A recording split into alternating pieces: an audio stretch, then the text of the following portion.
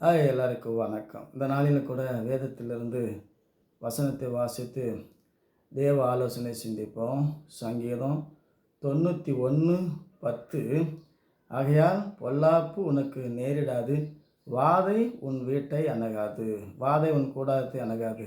உலகத்தில் ஒவ்வொரு நாளும் வாதை நம்ம பாதையை கெடுக்கிற பலவிதமான வாதை எங்கேருந்து வருது அப்படின்னாக்கா, எபேசியர் நிருபம் 6வது அதிகாரம் 16வது வசனத்தில், பொல்லாங்கனால் எய்யும் அக்னிஸ்திரங்களை எல்லாம் அவிழ்த்து போடத்தக்கதாய் எல்லாவற்றுக்கும் மேலாக விசுவாசம் என்னும் கேடகத்தை பிடித்து கொண்டவர்களாய் நில்லுங்கள்.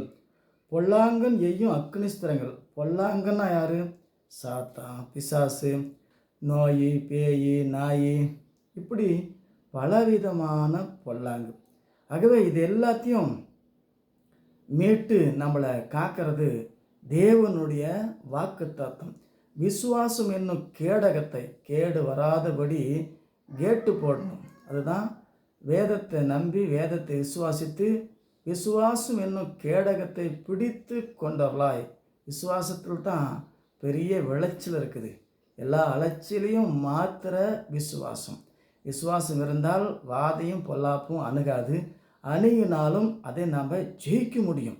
ஆகவே 1 யோவான் 2வது அதிகாரம் 13வது வசனத்தில், வாலிபரே பொல்லாங்கனை நீங்கள் ஜெயித்ததுனால் உங்களுக்கு எழுதுகிறேன். பொல்லாங்கனை ஜெயிக்கிறோம். நோயும் பேயும் சாத்தானையும் கோலியாத்தையும் பார்வோனையும் எல்லா மாறுபாடு சந்நிதியும் ஜெயிக்க தேவன் நமக்கு எழுதி வைத்திருக்கிறார்.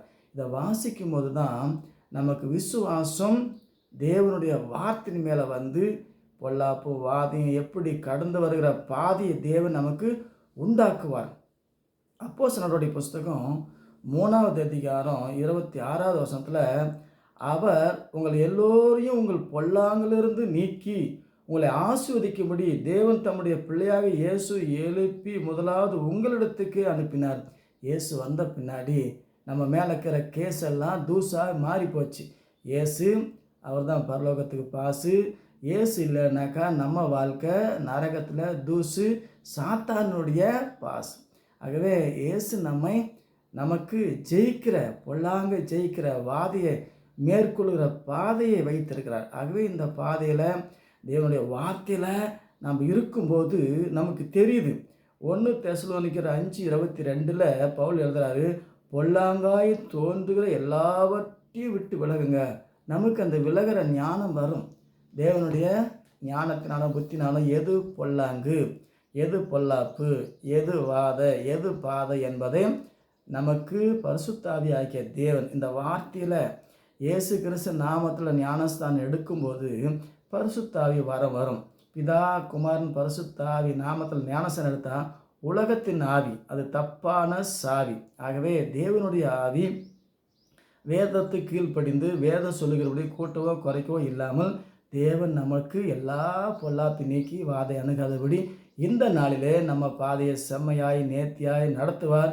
கர்த்தருடைய நாமத்தில் இந்த நாளை ஆசீர்வதிக்கிறோம். நம்முடைய பிள்ளைகளை தேவன் தாமே எல்லா பொல்லாங்கும் வாதை அணுகாதபடி பாதுகாத்து வழிநடத்துகிற தேவனுடைய வாக்கு தத்துவத்துக்காய் நன்றியுடன் துதிக்கிறோம். ஆசீர்வாதம் பலப்படுத்துங்க. ஆத்துக்களை இயேசு கிறிஸ்து நாமத்தில் செபிக்கிறோம் பிதாவே, ஆமென். வணக்கம்.